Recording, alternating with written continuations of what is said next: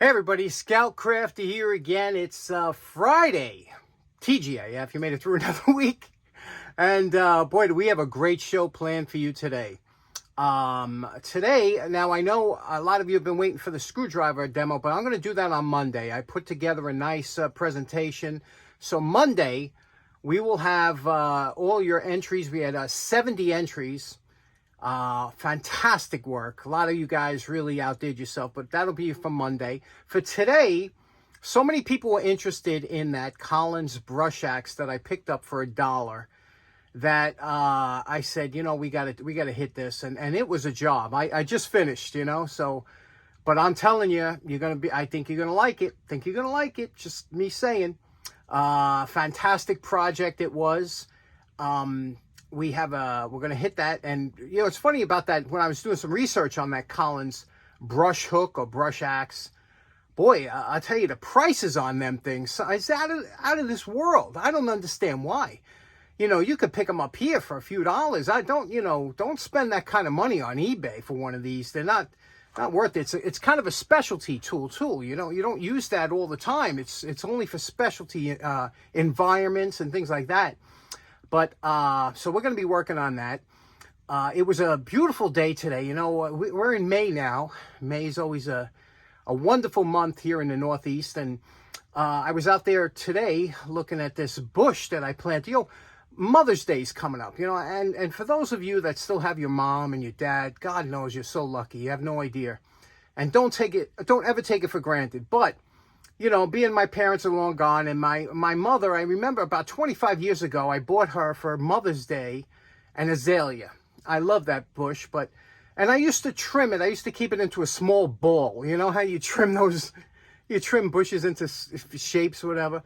So one day I was about to trim. My mother says, "Johnny, let it grow." And I was like, "Yeah." She goes, "Yeah, let it grow." And I said, "Okay." And that was the last time I cut it.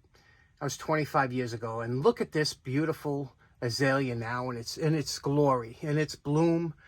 And something, that every time I see that bush, I think about my mother, and I think she's up there smiling when it blooms. And so I would, if you do have a chance, and your mom's still around, think about getting a plant of some sort that you can plant, and because I'll tell you, they like it. I know the mothers usually do like a plant, especially if you plant it out front and they get to see it every year. Think about it, just putting that out there. Okay, with that, let's get started. Looking forward to this. Collins brush axe. Let's go. Now, as you know, I stopped buying tools, but you never know. Sometimes you come across something at the show. I always look for things that I think you would find interesting seeing restored or refurbished or whatever the case may be. This one here is just that. This is what's known as a brush axe. A lot of you might not have never used one. I was introduced to this actually in the service, but this thing works fantastic. I have one upstate I use all the time.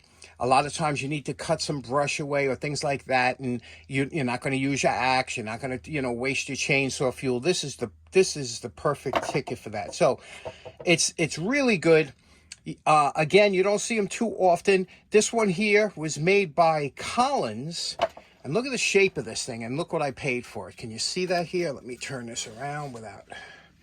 There we go. I paid $1. That's right. It was kind of a joke. But I said, "Is that the real price?" He said, "Sure.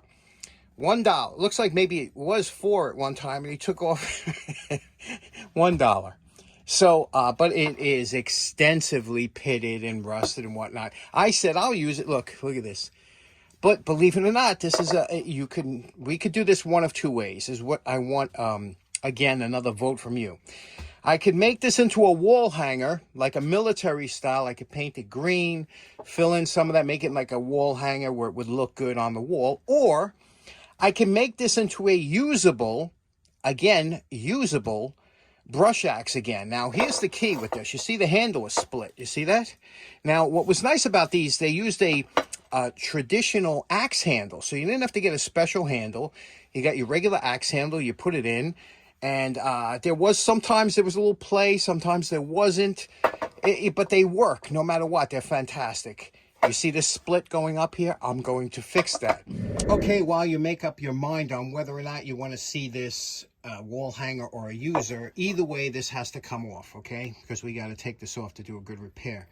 There's a nut on here that you see. This nut is almost chowed up. You're not going to save it, but it's a square nut. Square nuts are better than hex nuts because they have more surface to grip. Now, the best way to handle this is you take the top off, use your cutoff wheel and just cut the top off. That's all rusty, and then try it with a wrench. If you could do it with a wrench, you're good. If not, you'll have to cut the whole nut off. So let's try that.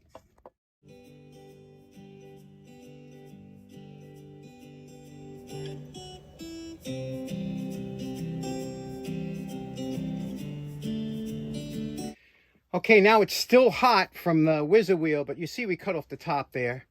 Take a wrench here, okay, give it a tap. Look at that. Works every time.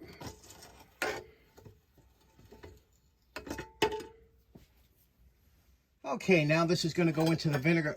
Surprisingly enough, not only is the edge extremely sharp, but it's not mangled or chipped, which is, you know, pretty uncommon considering the shape that this is in. Again, look at the pitting, you know, how deep it is. It looks like it came out of the sea, right? But I'm telling you, we'll make this nice. And here's the clamp. We'll dump this in vinegar. When you dump it in vinegar, you got to come back every couple hours, scrub it with a hand wire brush, and re-immerse it. Don't just let it sit. You got to be kind of active. Next up, I know you're thinking that crack is pretty bad, right? Look at that. You say, oh, God, that's going to be... It's not bad at all, especially since it's all there. What you're going to do is you're going to make sure there's no dirt in there. You're going to blow it all out and everything. And then what you're going to do is you're going to drip glue in there and clamp it down. Now, there's a split this way that you got to clamp this way, and there's a split that running down here. Once you get it immersed with glue, clamp it down, then wipe it with a damp rag to make, you know, so you don't have to scrape it off later. But try and get all the way down. Separate this. You're going to split a little bit. Separate it. Squeeze that glue. Push it in there with your finger. Make sure it gets all in there. And once you close this like this, that will be more than sufficient to hold it. It's a heavy-duty handle. Now, it's imperative to get the glue inside that crack all the way in. Again, push it in with your finger, the glue. And when you squeeze it in, you'll see it. It starts to ooze out. That's fine. But you got to, you see it's both ends. It's all the way in there. The glue is all the way through both sides. Now we can clamp. Alternate your clamps, one way and then the other. And as you're clamping it, start from the back of the crack all the way up to the top, one at a time. And as you're doing it, wipe off the excess glue that squeezes out in the back, because otherwise it's a pain to scrape it off later. Okay, everything's clamped. We removed one clamp, wrapped tape around two spots to make sure it wouldn't spread out. And that'll be good. We'll give that a good 12 hours to dry. Okay, it's been about 18 hours. The glue is dry. You could see the crack has now basically disappeared. You know, you can't see it. The wood has been squeezed. It's solid. Once again, the glue is as strong as the grain. Now what we're going to do is we're going to take a razor blade. We're just going to scrape along the glue joint, and then we'll sand the handle and make it look good. It's a nice handle.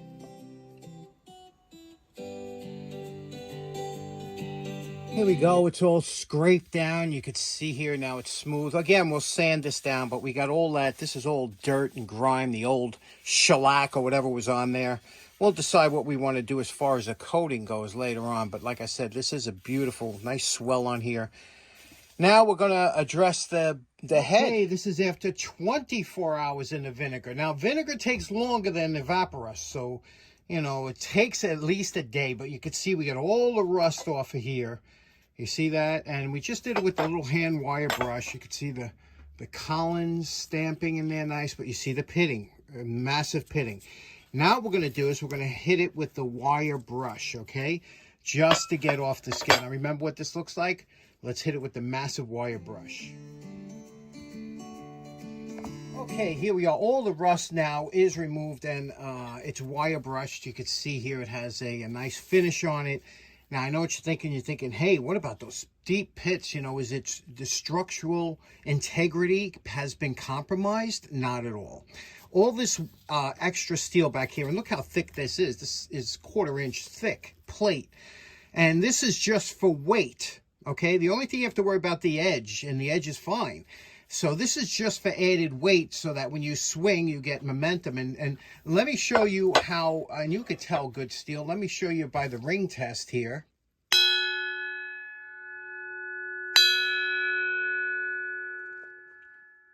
So you could see it's a solid piece of steel now. Does it look attractive with the pits? No.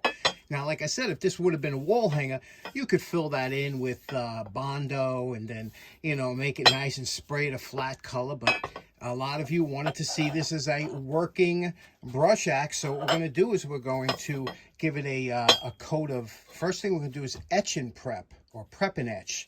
And what that will do, that will seal this from ever rusting again. And then we're going to give it a coat of rusty metal primer.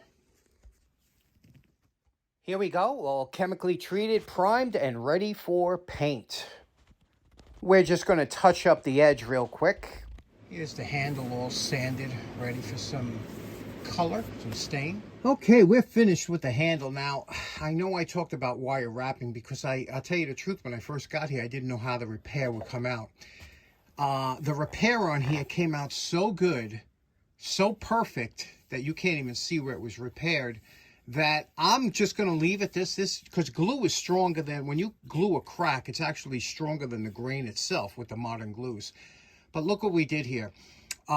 First of all, what I did was I oil stained it with Minwax gunstock oil, let that seep in, because there's no oil stain. Let that rejuvenate the wood. Then I gave it 3 coats of shellac. And what I did with the shellac is I thinned it out. It's called cutting it, so that it absorbs very deep into the wood, and this is as solid as you're going to get, and it's beautiful. And then I waxed it. After sanding between each coat, I waxed it with butcher's wax, not slippery. You can hear it. It's just beautiful. So we're good with the handle. Okay, a couple things. First of all, we painted this in the original Collins red. Now, I found a photo of they always came red, the blades. And I found a picture of it. Now, in order to get that color, I had to mix 2 colors. I had to mix cadmium red and ultraviolet marine blue. Believe it or not, to mix it to get this color. It's almost like a brick red. I don't know if it's showing up. Also, once we hung this handle, now I brought it all the way down. And once I hung it and wedged it, the only issue is, because I brought it down further, this here, this strap has to be tight around here. And this is too loose. And it was loose before too. So I'm going to make a new strap out of strap steel, same steel that I got. I'm going to cut this and make a new strap. So let's do that now.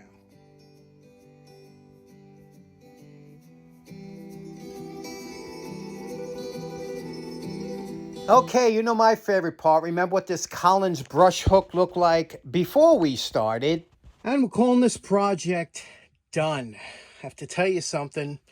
This was a load of fun to work on. It was a little challenging, but let's see what we did here. Original Collins color. I was able to even fill in the Collins. You see that? Collins lettering. It says Collins Company, made in USA. I made that new strap. Now, the only 2 things I couldn't use from the original axe was the strap, obviously, because it was too long. It wouldn't have served a purpose, but it's the same steel, same size.